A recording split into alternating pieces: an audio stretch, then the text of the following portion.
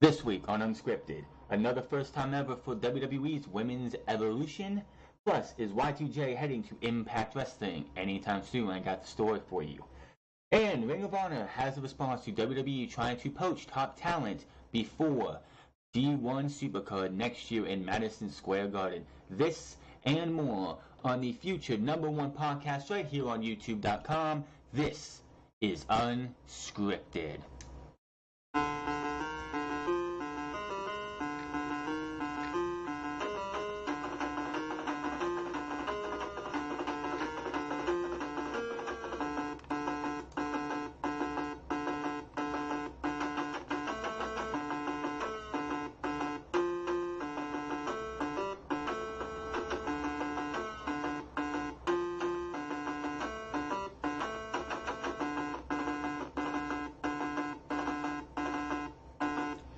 What is going on, everybody? This is the Franz, and we're back for episode 31 of Unscripted. We are 31, well, we've been 32 weeks in. I did miss a week due to personal reasons, but that's neither here nor there. We have got ourselves 1 week until we get to NXT TakeOver Brooklyn and, of course, SummerSlam. And before we get into any of the news and recap of the week, it has been confirmed by WWE and Mr. William Regal himself that Aleister Black will not be at TakeOver. We will talk about this a little bit later as we get to the review, into everything, but he is not going to be there. They did run that attack angle on YouTube. On YouTube. They put an attack angle out there letting you know that he's out. So that is definitely something WWE decided to do. It sucks for the fact that Aleister Black is out of NXT. It is terrible for timing for him. But they are running this all over WWE. Like, they had the attack angle, then they had an alternate angle with 2 other camera people looking around trying to see what's going on. Then on WWE Now today, I believe it was yesterday actually. Let me see. Yeah, yesterday we had Kathy Kelly bring it up as well. So WWE is putting a lot of stock into this entire thing, so it's going to probably be a big deal after we get, which hopefully tells you that Aleister Black is not coming up to the main roster right now. That would just be, it would suck because he has unfinished business to do with Tommaso Ciampa and Johnny Gargano, and the fact that he would have to be done like this, it would suck for sure for Aleister Black to have to go from everything that they built this stuff on to not being part of NXT TakeOver again, or being a part of the storyline, which would suck for him for sure. But let's talk about Monday Night Raw. Monday Night Raw had Roman Reigns, Roman. Paul Heyman put on a great performance and probably be the highlight of the show with his interview with Renee Young, and looking disheveled, looking like he hasn't shaved in a couple days, looking like a guy who has lost everything that meant the world to him. Just like anybody who's been in a relationship with somebody, they love that person so much, and then that person ups and walks away. After, I'd say, maybe like a 5-6 year relationship, you guys were engaged to get married, stuff like that, and then all of a sudden, you guys break up like that because of X, Y, and Z from them. A lot of people, especially guys, women get over guys a lot faster than men get over women. Just going to say that right now. Been through that. But that guy is going to sit there and he's going to, not be the same for probably a month or two. And, maybe not shave, cry, like have a couple of times of crying and wondering what the hell am I going to do with my life, because I've been with this person for X amount of years, and now I'm going to be waking up every morning with that person not in my life anymore. That's pretty much how you could put this with the Paul Heyman thing, is the fact that they're building it. You can definitely tell this was done by Paul Heyman. Vince McMahon would have probably, if this was definitely a Paul Heyman directive. Paul Heyman is doing everything he can to help get the Roman Reigns and Brock Lesnar match to mean something and actually be successful for the WWE, because WWE themselves would not be able to make this work. But what was it? The next day or 2 days later, they aired unaired footage, final moments of Paul Heyman's interview. It starts off ending with how it did on Raw, and then a few seconds or moments after that was the ending of Paul Heyman's interview. I'm going to play that clip right now. Oh, good grief. Are you kidding me? And of course they're going to have ads, so I don't want to get hit with a copyright claim or anything, so let's try that again. Yeah, of course, copyright claim. This is what happens when you don't have your clips prepared, but hey, this is live. So Paul Heyman, of course, was in his interview, and they're going to show the tail end of that interview, and then after that, we'll get a few final moments before it ends. SummerSlam. It is my final question to you.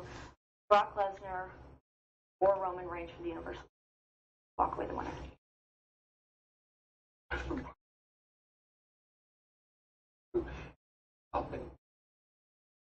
Accomplished effort. I've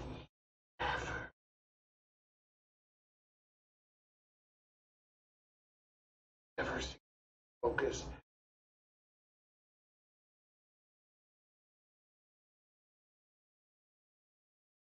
against this Brock Lesnar. Roman Reigns.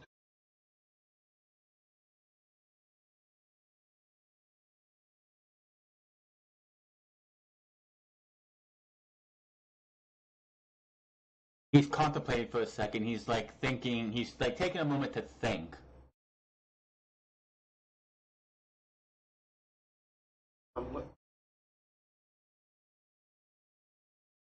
Wait, you were just going to say something. Unless what?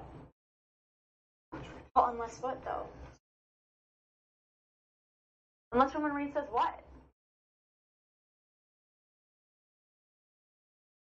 And that was that. So Renee Young looks like, what's going on here? Well, that people are jumping to conclusions, and everyone's thinking that they're going to have Paul Heyman turn on Brock Lesnar, align himself with Roman Reigns, and screw Brock Lesnar out of the championship because of what Brock Lesnar did to Paul Heyman last week.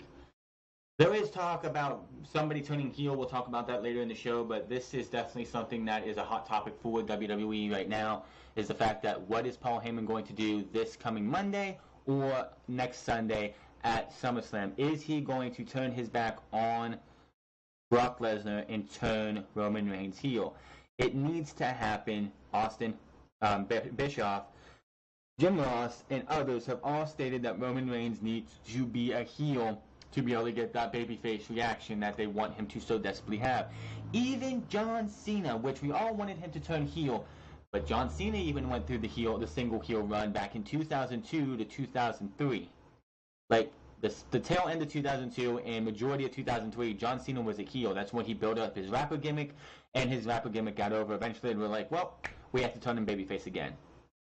I'm not saying Roman Reigns needs to go out there and start spitting bars, but he needs to change his gimmick, get rid of the Shield garb. That's another thing, is that the Shield was so beloved by the WWE Universe that having Roman Reigns come out and remind us of a great stable every single week does not help his character. I mean, look at Dean Ambrose. He went from wearing the Shield garb to jeans and a wife beater. Seth Rollins came out from the Shield garb to tights, and he was wearing some kind of shirt usually that would like match those tights, but now he wears his own shirts.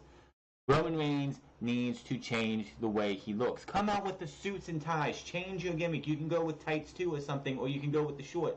I don't care. You need to stop looking like you're a member, like you're the Shield's final stand. It needs to go away.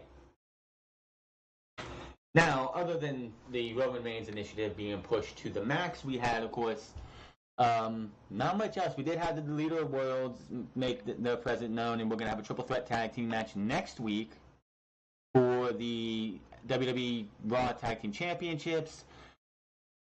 And not much else happened on Monday Night Raw. It's all about Roman. The problem with Monday Night Raw and why it suffers so much is that they put their eggs in one basket on that show to get Roman Reigns over. They had Baron Corbin beat Finn Balor last week clean as a whistle so they can have him look strong against Roman Reigns when Roman was going to beat him the next week. When we get to SmackDown Live, though, we have Samoa Joe versus AJ Styles, Charlotte and Becky and Carmella triple threat match. We have the tag team titles. We have what's going on with Rusev and Almas. There's so many other storylines built over on SmackDown Live that actually were invested in or could be getting invested in. we don't care as much about Raw as we do SmackDown because there's not they only care about Roman on Raw, whereas SmackDown, Joe, Almas, Styles, even Daniel Bryan and The Miz, New Day, Bludgeon Brothers, all these other tag teams, like the tension between Becky Lynch and Charlotte is all starting to heat up. I think Becky Lynch versus Charlotte is going to be the feud going in for the SmackDown Women's Championship going into WWE Evolution in 2 months. So WWE needs to get their shit together on Monday Night Raw and stop pushing Roman Reigns as much. It's fine if you push one guy, but you need to build others up because, quite honestly, outside of Seth Rollins and Dolph Ziggler, I guess, we really don't care about much of WWE's Monday Night Raw. We don't. And we've already seen Seth Rollins and Dolph Ziggler too much, and we already know Drew McIntyre is going to get in the way. There's talk about Dean Ambrose possibly being there, and then there's reports coming out that Dean Ambrose will not be at SummerSlam. So we have no idea what's going on for them, and we know Roman's not going to get involved because he's in the Universal Championship match later in the night. Do not make that the main event. And the only way you salvage the main event, 2 ways. There's only 2 ways that you salvage the main event of SummerSlam this year. You either have Roman win it by Paul Heyman or the Authors of Pain. In my opinion, the Authors of Pain should be lining with him. Someone months ago said he wants to see the Usos, this is before the Superstar Shakeup, the Usos come to Raw and realign with Roman Reigns, and I'm like, no, that makes no sense. It's time to give somebody else, a new up-and-coming tag team, the rub off of somebody. Get that nuclear heat back, because right now the Authors of Pain are doing absolutely nothing and have no momentum behind them. They're feuding with Titus Worldwide that nobody cares about. Yet, have them align with Roman Reigns. They'll get that nuclear heat that they need. It will give them the momentum back that they should have never lost coming up from NXT. And then you have yourself a nice stable in Roman and the Authors of Pain, calling it the Roman Empire. I don't want to ever hear anyone say it's Roman's own Shield. No, it's Roman's Empire. You could have, I don't know, Dean Ambrose turn heel and join him too, or somebody else. Paul Heyman could be the advocate.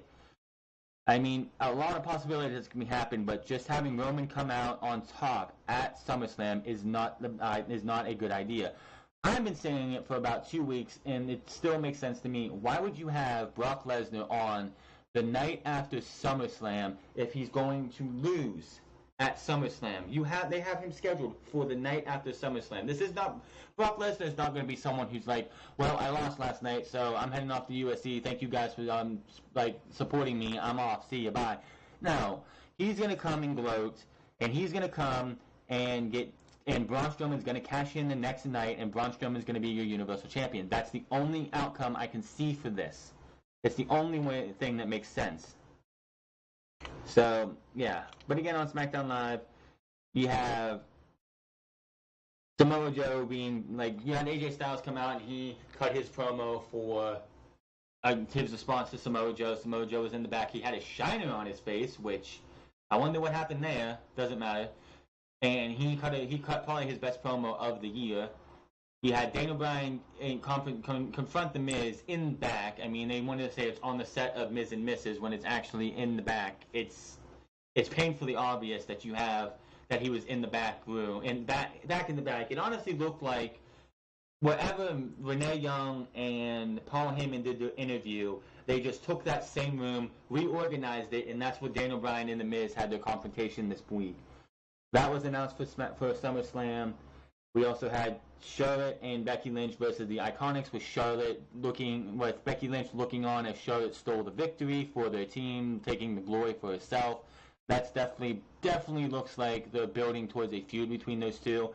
If they do feud, please don't fuck it up like you have Bayley and Sasha Banks, because that is just, I don't even know anymore.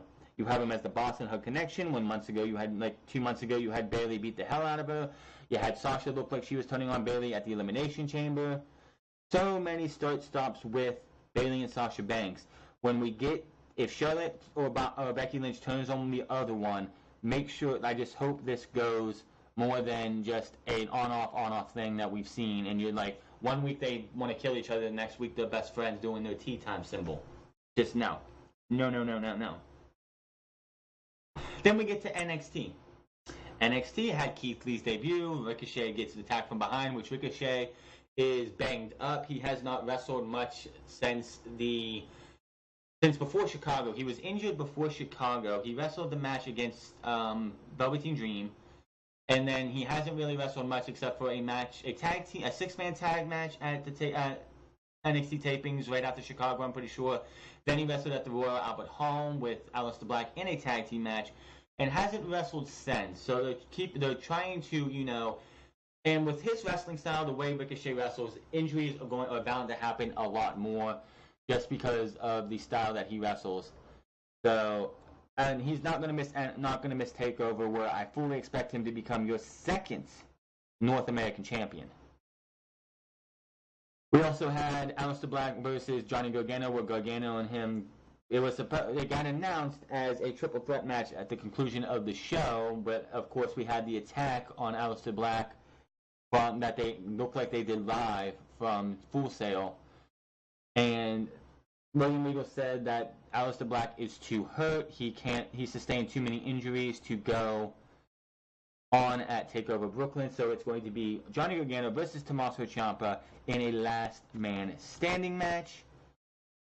I don't know how to feel about that. I was honestly thought they might have Cassius Ohno or somebody added to the match to make it a triple threat still, and because if Johnny Gargano wins at TakeOver and is your NXT champion, one, it ruins the entire plans that they had going forward, because this feud between these two was not supposed to end at Brooklyn. I'm hoping it won't end at Brooklyn. We have the rest of the year. People want to see this feud end and culminate at Brooklyn next year, which will be not before SummerSlam, but before WrestleMania. Brooklyn 5, which will be the same place that this is taking place, will happen at the night before WrestleMania. So it's going to be interesting to see what they do. How are we going to get a fuck finish with a last man standing match? And a lot of questions are going, it's like, who attacked Aleister Black? Hopefully we'll have answers the 2 weeks, like the week or so, week and a half after TakeOver Brooklyn. Because you have the Aftermath show and the week after that. Hopefully we'll start getting built up. Maybe we'll get Aleister Black at TakeOver Los Angeles, TakeOver War Games too, and he faces off against whomever was his assailant, or him, Gargano, will be going up against, or he'll be in the War Games match and the person who attacked him would be on the other side. I don't want to see, I know last year they did War Games 3 versus 3 versus 3. I want to see a more traditional War Games where you have every 60 seconds, instead of, I think it was like 90 seconds or 2 minutes, every 60 seconds after a 5-minute start, you have somebody from each team of 4 or 5 get in the War Games match. I want to see a 4 or 5. We could have WWE versus NXT versus NXT UK, or like Aleister Black and his team versus whoever attacked him and his team, going on in War Games, and that's how you set up War Games. Maybe what they set up for Aleister Black will lead to a War Games match, the War Games match, because we know it's happening. I don't want to see 3-on-3-on-3 every single year. It was a one-time thing. Let us have more traditional, where we have 2 teams of 4 or 2 teams of 5. After a 5-minute start of the thing, we start seeing every 60 seconds we see somebody new. You want to do the big huge shark cages, whatever you have to do, make it a one-on-one match for 5 minutes, and then you have one person at a time from each team come in until all 8 to 10 members are in this match, and then boom, there you go. We could have like Aleister Black, Ricochet, and if Bobby Fish is this is, if it's not going to be WWE NXT versus WWE NXT UK, I would like to see for this War Games match. I know I'm getting off script here, but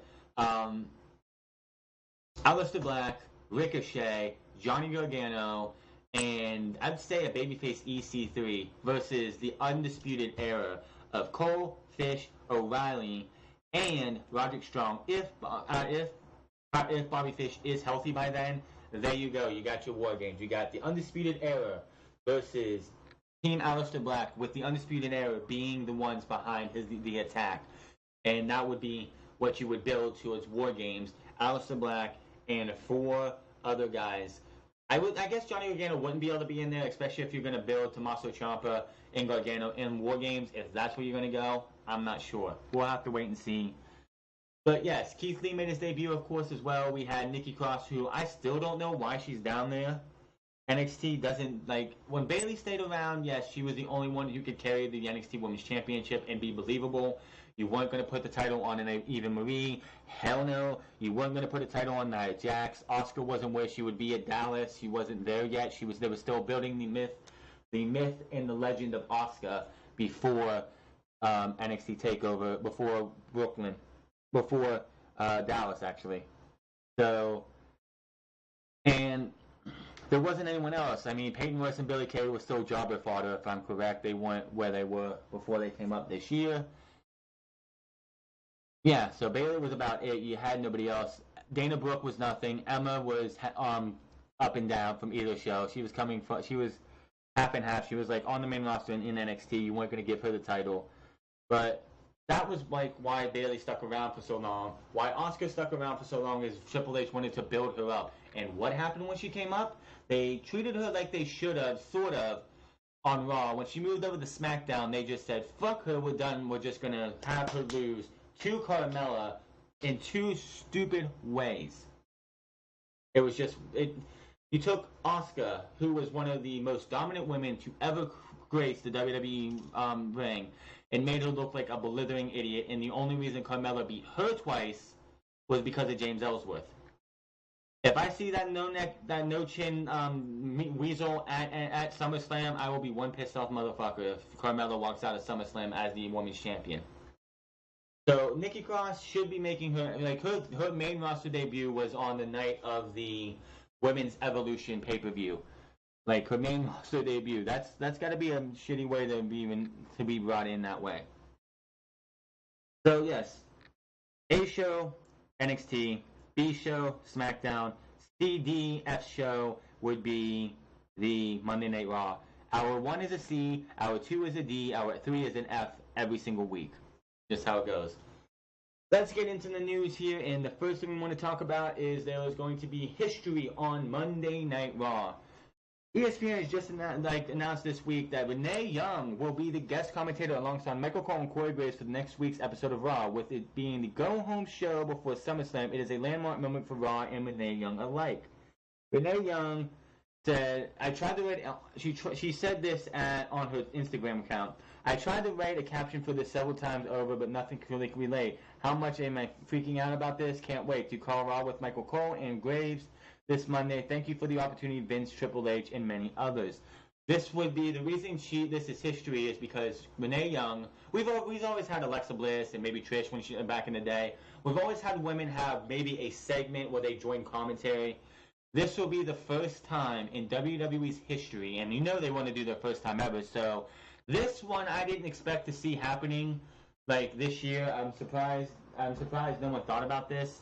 But out of all the women, from Kathy Kelly to Renee Young to Charlie Caruso, Renee Young, and of course JoJo as well, Renee Young is the one that I would see being the first ever female to commentate an entire episode of Monday Night Raw.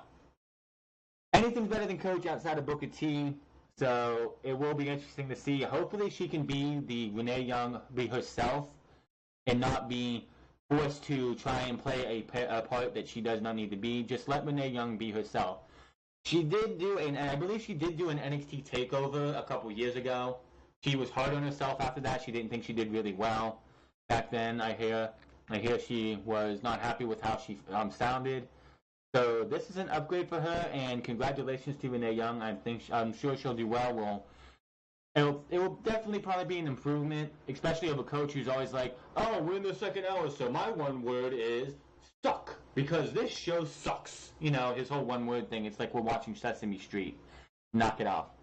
So it's going to be interesting to see what happens with Renee Young. But maybe, you never know, Coach might get reassigned and not be on Monday Night Raw. Maybe you send him to SmackDown to take over for Byron Saxton and Byron can go. I don't know.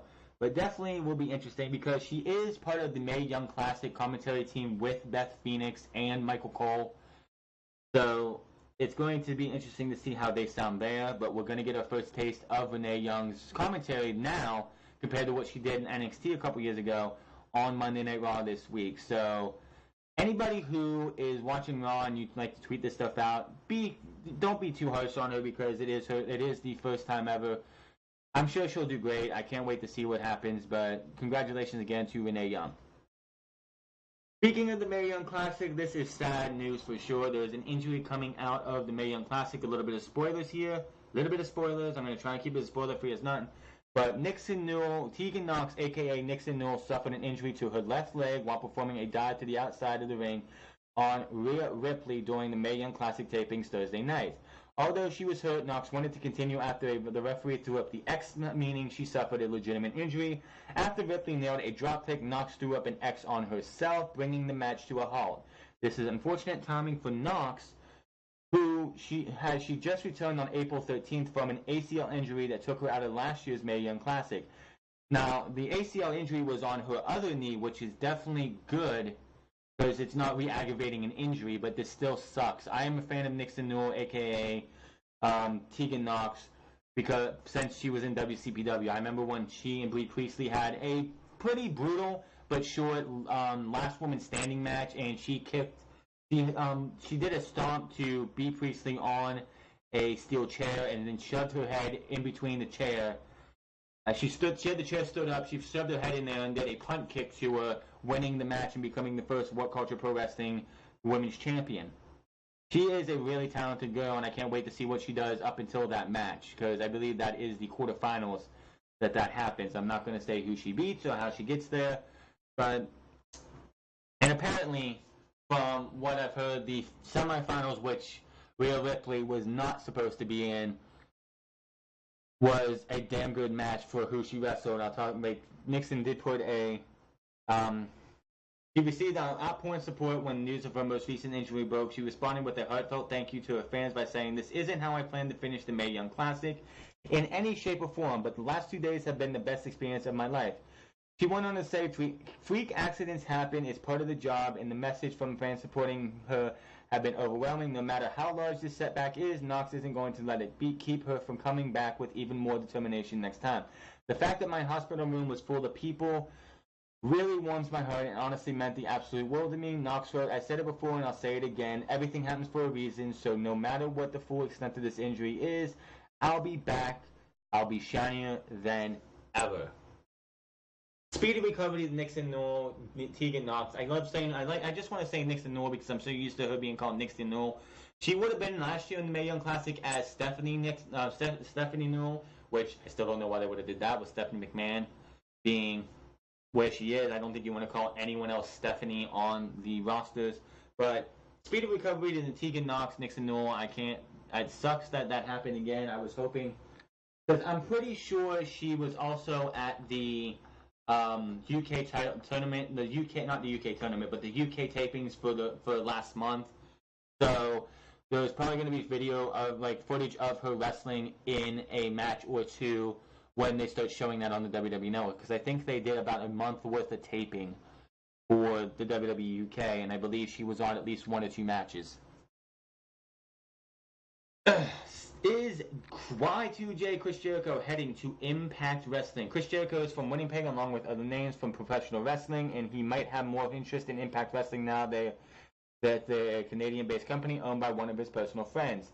We reported last week that via the Wrestling Observer that Chris Jericho used his Winnipeg connection to help Anthem Sport owner Leonard Asper figure out what he should do about Impact Wrestling's management. Jericho suggested Don Callis for the role, and he was also instrumental in helping Scott D'Amore receive a promotion. Jericho said that the company had previously been run by snakes and needed to be put someone in charge who they could trust. Jericho teased last month that he would of course consider signing with Impact Wrestling. Meltzer reported in the latest edition of Wrestling Observer newsletter that the belief in the business now is that Jericho is destined to work with Impact Wrestling. He added that Jericho's idea he had once had of not upsetting Vince McMahon isn't nearly as strong as it was months ago. Jericho spoke about the idea of not wrestling for other promotions in the United States during a July interview with Inside the Ropes. And Jericho said, "It's not a matter of just going out and doing indies. Like I said, I always felt the unwritten rule is I don't want to go in the States. Jericho said, I felt like that would be a real slap in the face of Vince McMahon. You know, if something ever went down with us, I probably would do a show in the States, and we could probably fill the Cow Palace Jericho and Kenny Omega rematch or whatever it may be. All in, I'd love to be a part of that, but it's A, in Chicago, and B, at the risk of sounding like an asshole. But I can't lower my value by working one of these shows. It's about picking my spots with the right guys at the right places for the overall contract I'm signing. Jericho is working with Impact Wrestling for his cruise. I thought that was this year. I guess it must be next year, whenever it is. You're going to have Sami Callihan, LAX, and others from Impact Wrestling working the Jericho cruise, which I thought was this month or last month, but coming whenever it is. Yeah, so he's going to be working with Impact Wrestling, but I don't think it's going to go any further than that.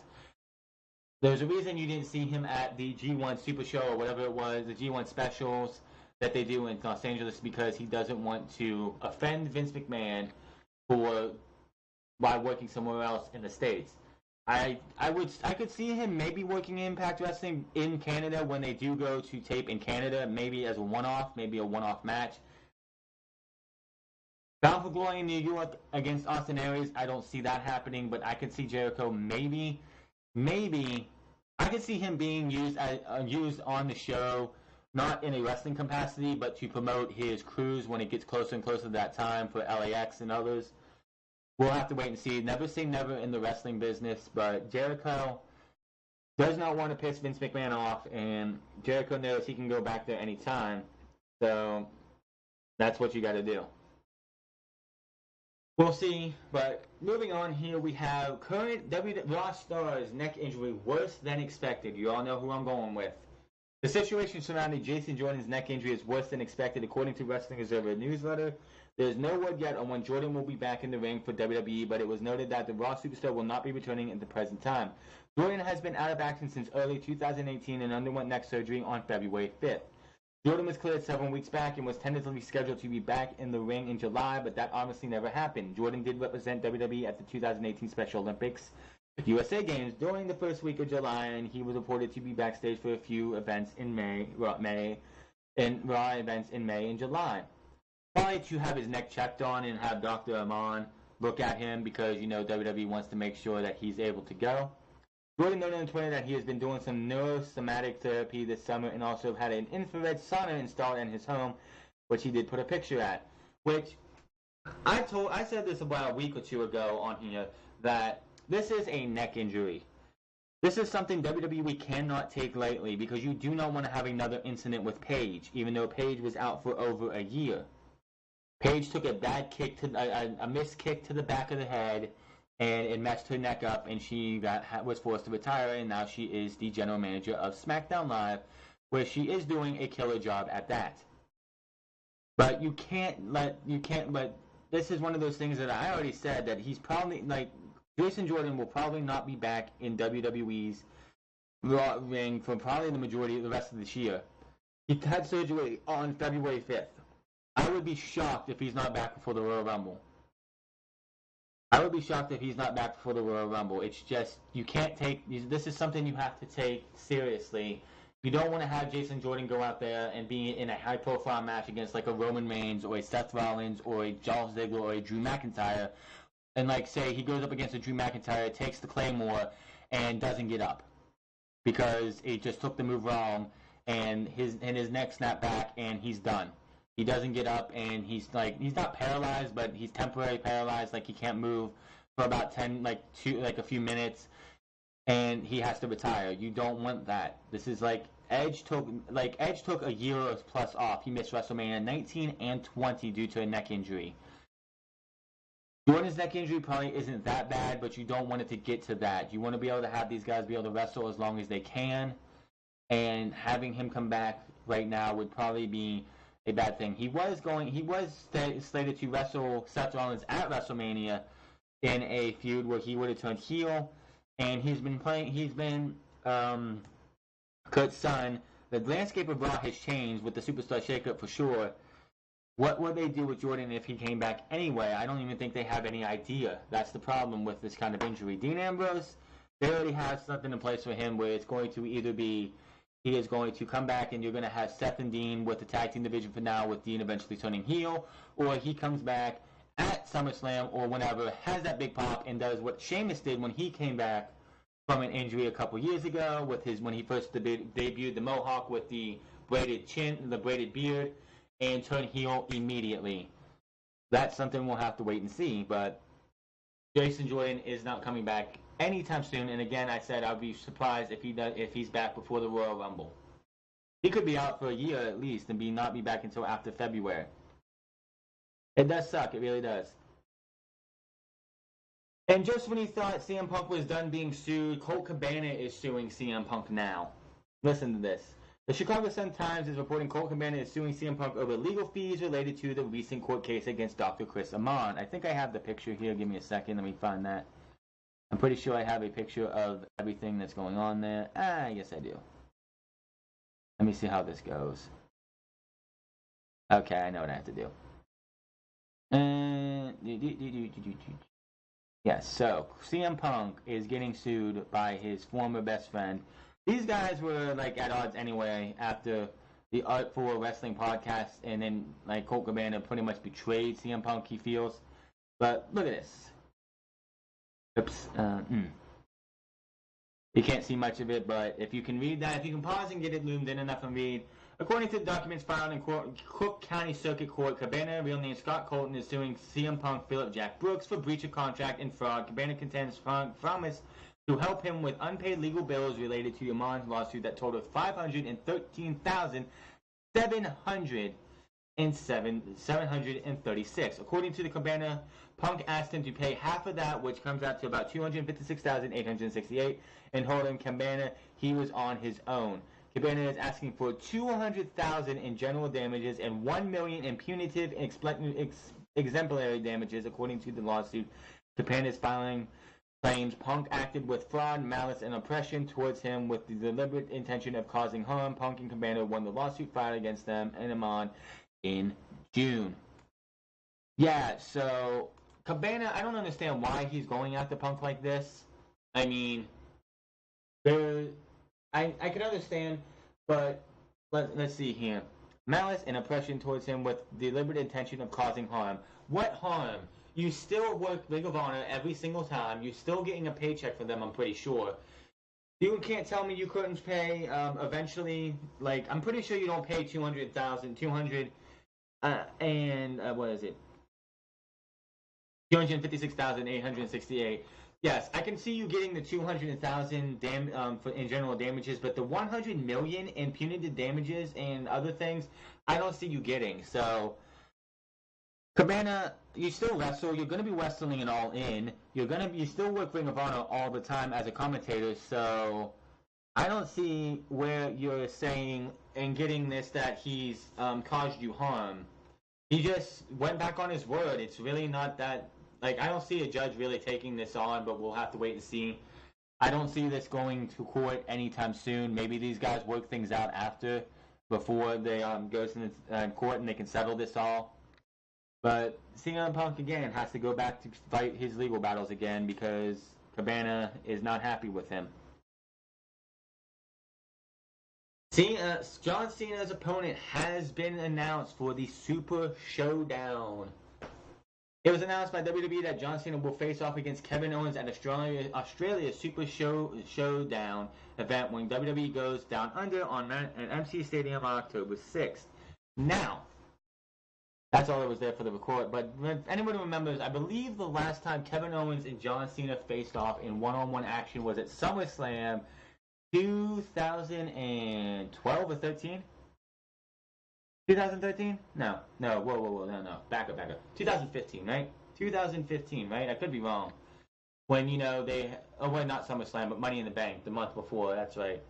When they had the best of three matches where Kevin Owens beat John Cena the first time, John Cena beat him the second time, and Kevin Owens should have won that third match, but John Cena beat him and, kept it going. So John Cena kept the U.S. title and moved on to other things while he went on to face, I believe, Cesaro or someone else.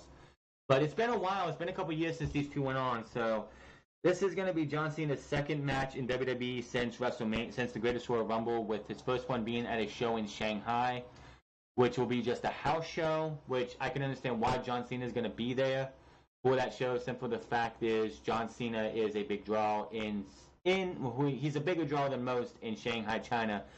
So WWE is trying to get that tickets sold over there. So John Cena being there is the best they can do.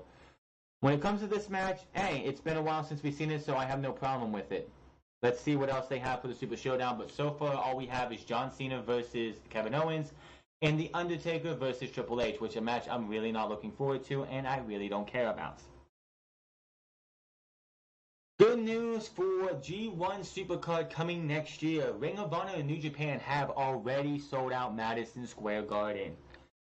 According to PW Insider, tickets became unavailable 19 minutes after they went on sale to the general public a couple days ago for the Ring of Honor in New Japan. I think it was Thursday. G1 Supercard is set to take place at the infamous venue night before WrestleMania.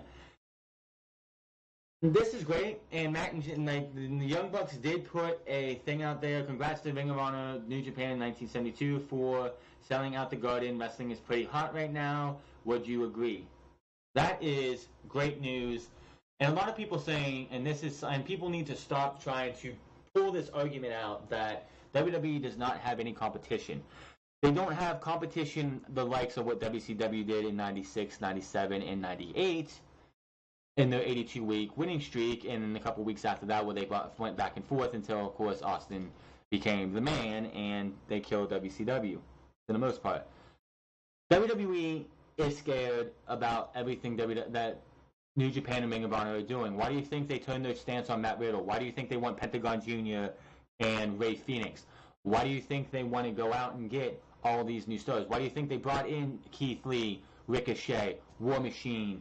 They even brought in the Undisputed Era last year. WWE wants to bring in all this talent. They want to go out and get Kenny Omega, Young Bucks, and Cody Rhodes to bring them over to WWE before we get to the G1 Supercard.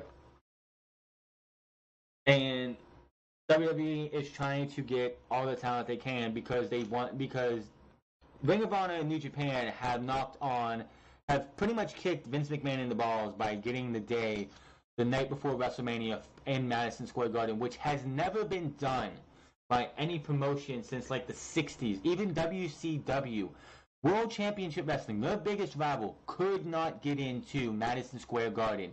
They went and did a show at a ballroom or something that's right below the Garden, but the actual Garden itself, no one else has ever been in for wrestling.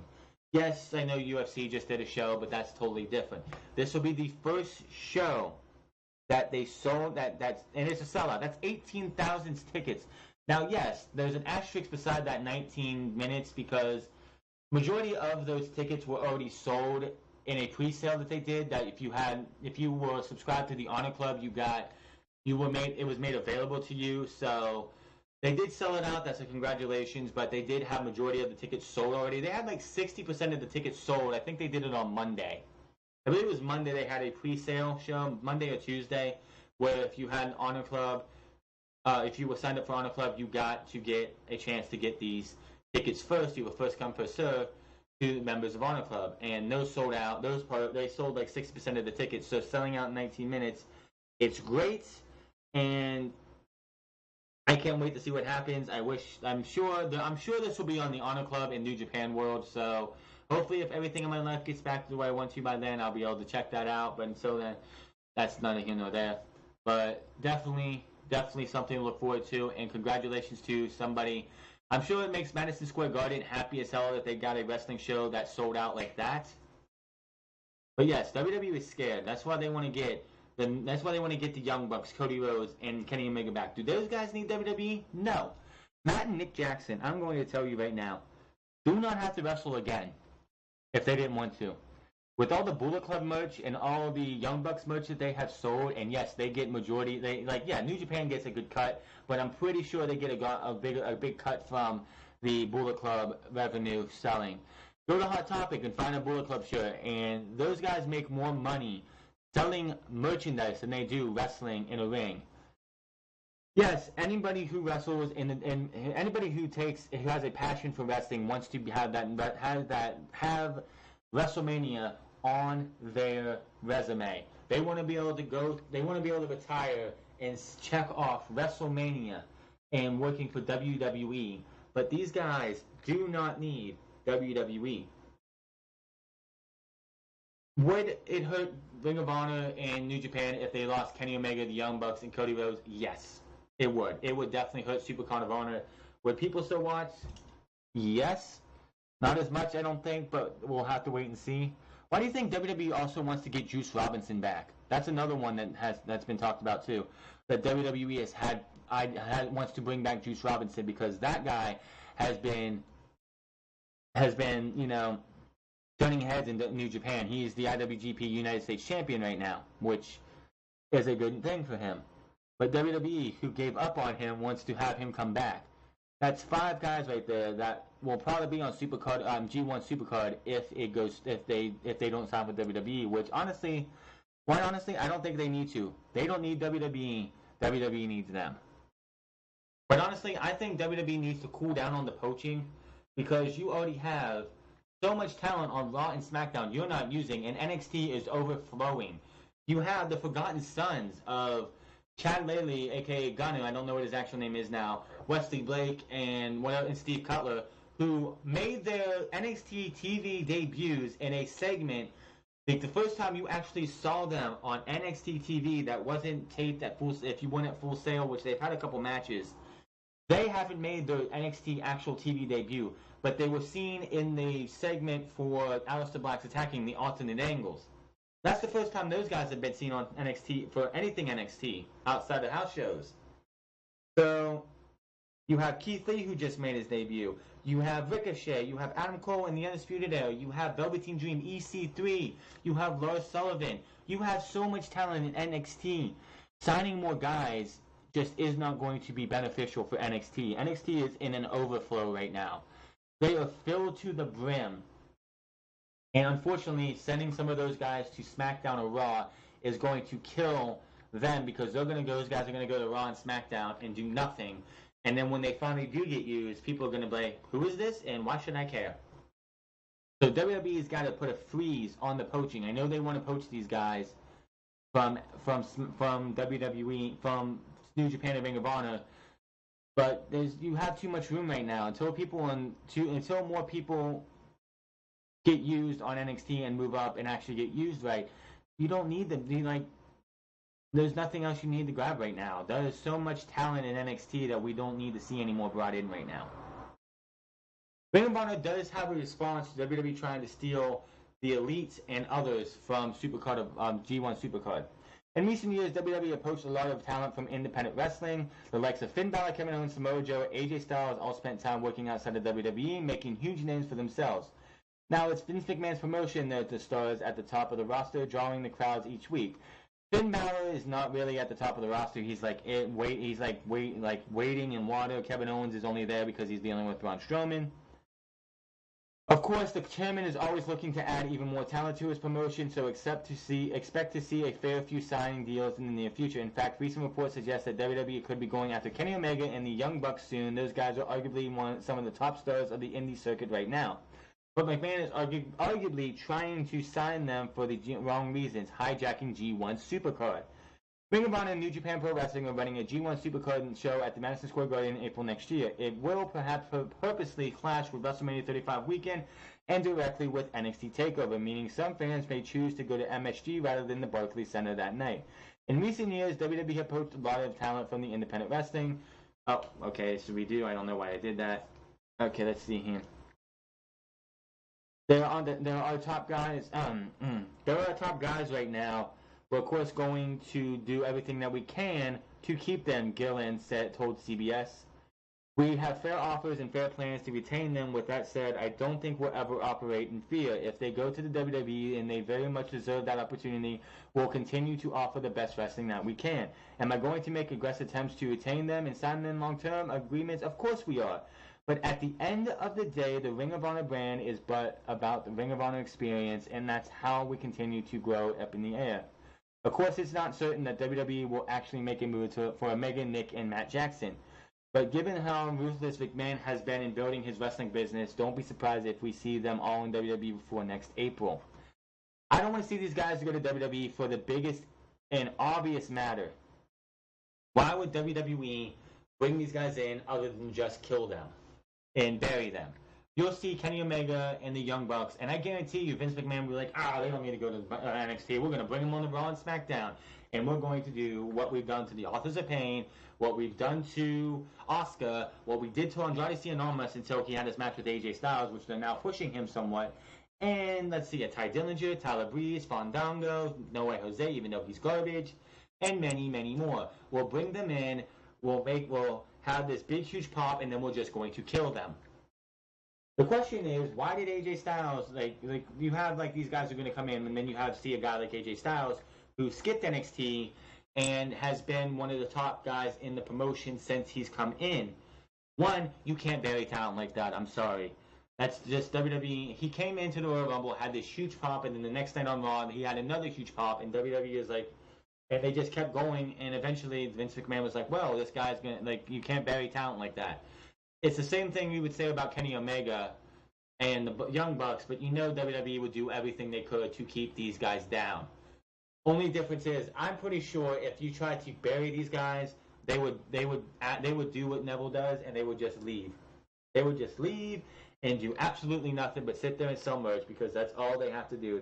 Those guys, especially like those three guys, I'm guarantee you they have a lot of money saved and put away more than most of the people in WWE because they don't have to travel as much. They don't have to spend all their money. Do you want to see these guys in WWE? Yes and no. Yes, because they deserve to be there. They are the top talent in the world. But do I want to see them in WWE? No, because they will be buried like that. It's just the facts of life. You bring them in, you bury them, and say, ha ha ha, look, you're not as big as you thought you were. That's Vince McMahon for you. WWE looking to turn someone heel after SummerSlam. Roman Reigns and Braun Strowman are the two main event level stars on Raw right now, and they could be plans to turn one of them heel in the near future. Strowman and Reigns already had a lengthy feud that didn't work out the way that WWE wanted to. Heading into SummerSlam next weekend, the Big Dog is challenger for the Universal Championship, while Monster Among Men holds the Money in the Bank briefcase contract. Strowman is in a match against Kevin Owens with his contract on the line, but it's thought that Strowman will overcome the challenge of the former champion to retain his case for use later in the show. The Wrestling Observer is reporting that the current plan for Raw live events coming out of SummerSlam season is for Roman Reigns to enter a feud with Strowman, with it completely feasible that WWE could decide to do a feud with two faces. It makes more sense for one of those stars to be turned heel. The reason you would have these guys feud on the house show circuit for the next month or so, going into Hell in a Cell and the Super Show, would be because you want to be able to get these guys to be familiar with themselves. You just don't want to say, well, we're just going to have these guys going cold. They had great chemistry last time. Let's see how they do this time. Just doesn't work that way. So WWE is throwing them in to let them have that, but you can't turn Braun Strowman heel, especially against the Roman Reigns. If Roman Reigns does not turn heel, then WWE is really fucking up because because last year Roman Reigns was supposed to be the babyface and Braun Strowman was supposed to be the heel. And what happened? Everybody got behind Braun Strowman.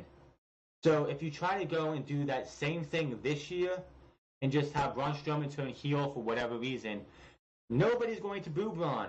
Nobody's going to believe that Braun Strowman is a heel. They're all going to go inside with him. You did it last year and it failed. This year you got to keep this guy babyface. Everyone's going to gravitate to him. So what is the point of having Braun Strowman and Roman Reigns go one-on-one if you're not going to have Roman Reigns be heel? Since Brock Lesnar is the biggest heel on Raw right now and his future after SummerSlam is unclear, Raw definitely needs another big heel, and Strowman or Reigns would definitely fit the mold for that. Of course, this is completely dependent on who wins the title at SummerSlam and if there's a cash-in. Last time Roman Reigns and Strowman feuded, the Monster Among Men was pushed as the heel. Could history repeat itself, or could the WWE Universe finally get what they want and see Roman turn heel after SummerSlam? Yes, he was pushed as the heel, and how did that go? He came out as a huge babyface. WWE has got to turn this guy heel with Roman Reigns. Brock Lesnar is, and I've said it before and I said it earlier tonight, Brock Lesnar needs to come out of SummerSlam as the champion going into Monday Night Raw. Again, why is Brock Lesnar scheduled to be at Monday Night Raw the next night after SummerSlam? When was the last time he was actually there the night after a show that he just worked? Hardly ever. So how are you going to have Brock Lesnar show up the next night without the championship? You're not going to do that. You're going to have, I would honestly see Roman Reigns come out, like Brock Lesnar come out, talk shit, and is like, I still have the title, Roman, you're still my bitch, or whatever. Roman comes out, they have a big brawl. Roman gets the best of him this time, spearing him. Roman walks away, out comes Braun Strowman, and boom, you got yourself a Universal Champion. Turning Roman heel would also work this way because Roman would be pissed, especially when you have Braun Strowman come out and be like, I did it, and whatever, and Roman's jealous because that should be his title. He still wants to say he's the uncrowned Universal Champion, even though he's been beat time and time again. You have the Authors of Pain come out from nowhere, and you have them beat down Braun Strowman, and have Roman join them, and you have the Roman Empire. It would make things more compelling for WWE and would help Roman Reigns a lot to have him turn heel instead of Braun Strowman. Turning Braun Strowman heel does not help a thing. You're going to have anybody, even like other than Jinder Mahal, having anybody go as a heel go up against Roman Reigns is going to turn that heel babyface. Look at The Miz at the Raw 25th anniversary. Roman walked into that show Intercontinental Champion. Miz walked out Intercontinental Champion, and he went to the Manhattan Center, and the crowd was chanting, "Thank you, Miz. Thank you, Miz." He even put his hand up, and the crowd quieted down. He was a babyface in that day. On that day, Miz was a babyface, even though he won as a heel would by cheating. You can't have anybody who's a heel go up against Roman Reigns and expect them to not be cheered. It's like just WWE doing the same thing over and over and over again.